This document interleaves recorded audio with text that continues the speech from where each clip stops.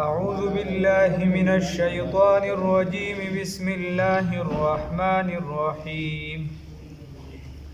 ولقد نجينا بني إسرائيل من العذاب المهين من فرعون إنه كان عاليا من المسرفين صدقت يا رب العالمين.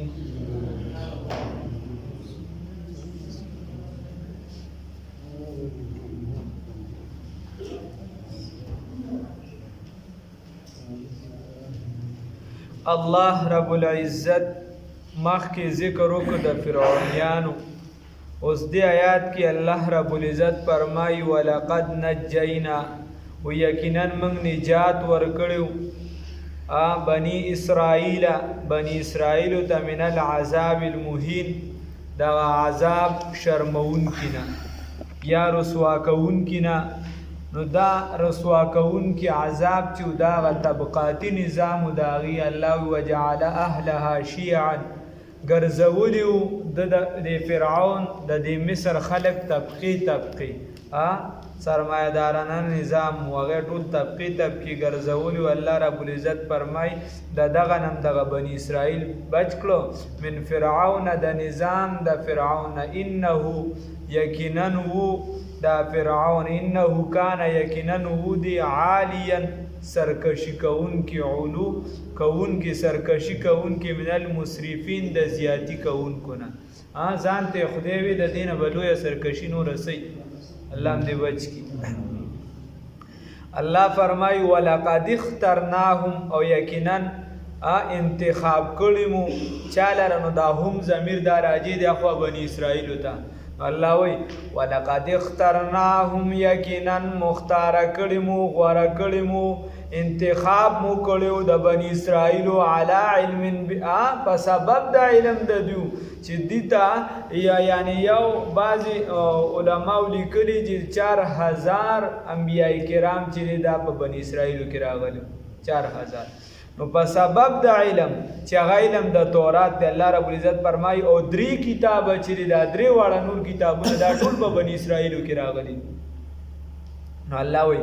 غوړه کړی مو دی لرا په سبب د علم علی العالمین، په عالم باندې. واتیناهم، او ور کړی مو دیوتا من الآیات د نعمتونو نه، ما هغه فی چې دیو پای کې بلاء سشي، یا ما دومره نعمتونه پی چې پای کې بلاء انعامات او احسانات مبین خکارا. یا واتیناهم ور کړی مو دیوتا من الآیات د نشانونه، ما فی چې وی په دغه کې بلاء ازمیخت و امتحانون مبین خکارا. ان هؤلاء یقینا دا خلق لیقولون دیوائی ان هیا ندی دغا الا موتتنا الاولا، مگر زمون لومبانه مرگ دیوی منگ لرا مرگ نرازی تو خوبکی دا کسی که چی بیا بجوان دنیا یو سبل صدازان لخبری دی ندی دغا مگر زمون لومبانه مرگ.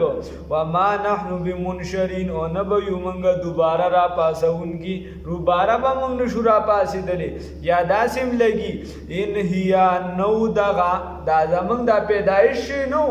دغه نو الا موتتنا الاولى، مگر دغه لومبانه مرګ چې زمونږ د سره اړو تصور نو، مور او پلار تم دا پته نو چې پیدا کیږو که به نه پیدا کیږو څه کیسه وي. او دې پسې دا دوباره ژوند. نو الله وی وما نحن بمنشرین، او دی وی بمبعوثین بعد هذه الموت، د دې مرګ نه پس به موږ دوباره نه ژوندي کیږو. بیا داسې د مولیانو کیسې میسې د ځان نه څه جوړ کړي. الله فرمای فاتو بیا، او دیوی سوی بیا دلیل سوی، دلیل سور کئی فاتو بآبائنا، راتگو کے پپلار نکونو زمان سر ان کنتم صادقین، کچریه تاسو رشتونی. که تاسو وای چې قیامت ته دوباره ژوندون دی او دا کسی بیسی دی پیغمبر ته وای، بیا دا سکارو که چې زمان غپلار نکونه را ژوندی که. نو مخکې جواب تیر شوی دی. الله رب العزت فرمای که دی دغه هر څه په خپلو سترګو وویني، دی پیغمبر وویني، دی د اسمان نه فرشتې راکوزېدونکي وویني، دی بیا هم ایمان نه راوړي، دا ضدیان دي. الله فرمای او هم خیر، آیا دی غوره دی ام قوم تبع، یا قوم د تبع. تبع چې دی رجل صالح، دا یو سړی صالح، او زیاته مضبوطه خبره داره چې دا یمن کې یو قبیله و حمیر دی د هغې مشر او تقریبا مختلف خبرې 300 900 یا 1000 خو ډېره صحیح خبره ده چې تقریبا 1000 یا 900 کاله مخکې دی د رسول الله صلی الله علیه وسلم نه تیر شوی دی او د ده نوم و اسعد بن ملیک د ده 2 زامنو یو کرب به غالبا بلم سو خو د ده یو کنیت چې دی ابو کرب باندې مشهور دی په ابو کرب دی چې دی ډیر زیات نیک انسان و په خپل قوم کې او د ډیرې تابعدارۍ د وجې به ده ته تبع وي چې د ده قوم د ده ډیر زیات تابعدار خو دا او د ده د اشعارو نه مواهب الرحمن وغیره چې سره نقل کړي د هغې نه دا پته لګي چې دی د پخواني کتابونو عالم هم دو د خپل قوم له د الله رب العزت د وحدانیت دعوت ورکو او هغې ته به د نیکۍ درس کو خو چې کله دغه درس شروع کړه د دې نه مخکې حکم یا دی دومره مشهور چې په تبع باندې چې قوم مکمل تابعدار او یا دغه قوم نافرمانی شروع کړه د سره ولا بیا خبره نه منله د سره نه منه نو الله رب العزت فرمای ام قوم تبع آیا دی غوره دی یا قوم د تبع والذین او هغه کسان من قبلهم چې وړاندې د دوی نه اهلکناهم موږ هلاک کړل دوی لره انهم كانوا مجرمین یقینا دیو مجرمان نو دا تبع چې دی دو بعضو خو تر دې پورې راځي چې دا ټوله مدینه منوره اغستې وه په قراینو د معلومه کړې وه کتابونو نه دته معلومه شوې وه چې دې کې به آخري پیغمبر صلی الله علیه وسلم هجرت کوي دې طرف ته دغلته بیا یو کورم جوړ کړو هغه وراثتن دا را روان و ابو ایوب انصاری رضی الله تعالی عنہ پکې بیا اوسېده چې کله د رسول الله صلی الله علیه وسلم اوخه مبارکه هغې سره ودرېدل او خپل سر یې کېښود رسول الله صلی الله علیه وسلم وی چې زما اوخه چې کوم ځای ودرېدله د حدیث مفهوم دی کوم ځای یعنی دا ودرېده بس دغه ځای کې به چې دی دا به یعنی زما د مېلمستیا ځای دغه کور چې کوم دی بیا د یو خط ورسره لیکلی نو هغې کې بلا اشعار دي د ده وغیره خو د هغې خط څه عنوانات څه دی کتابونو بعضې رانقل کړي دي نو هغې کې لیکلی رسول الله صلی الله علیه وسلم ته لیکلی چې دا د یو حقیر و ناقص د طرفه دی الی محمد ابن عبدالله نبی ورسوله ورسول رب العالمین اما بعد قال آمنت بك وبنبيك الذي ينزل إليك وأنا على دينك وملتك وآمنت بربك وآمنت بكل ما جاء بربك من شرائع الاسلام ورته وی چې ما په هر هغه سیز اسلام ایمان راوړی دی په تا مې ایمان راوړی دی ستا په رب مې ایمان راوړی چې څه تعالی راضي په هغې مې ایمان راوړی دی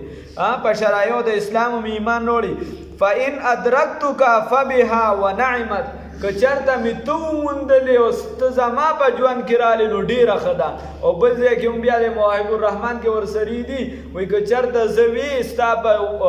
یعنې زما وخت کې تاسو رالې تشریف هم راوړو نو زه به ستا د تره زوی وګرځم او زه به ستا بار اوچتونکي وګرځم زه به ستا تره زوی وګرځم او زه به ستا بار اوچتونکي وګرځم نو بیا وایي وَإِن لَمْ أَدْرَكْ وی که چرته ما ونه موندلې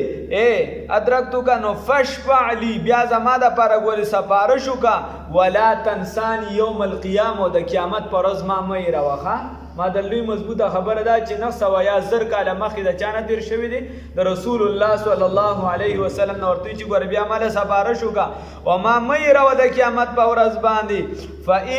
فإني من امتك الاولین ځکه زه ستا د ړومبنو امتونو نه یم وبایعتک قبل مجیئک زه د مخکې نه بیعت کوم ستا په لاس باندې د مخکې نه روحاني ته ور بیعت کوم ستا په لاس باندې وعلى ملتک وملت ابيك ابراهيم عليهم الصلاه والسلام او زه ستا په ملت او ستا د بابا په ملت باندې تم ختم الكتاب ونقش عليه لله الامر من قبل ومن بعد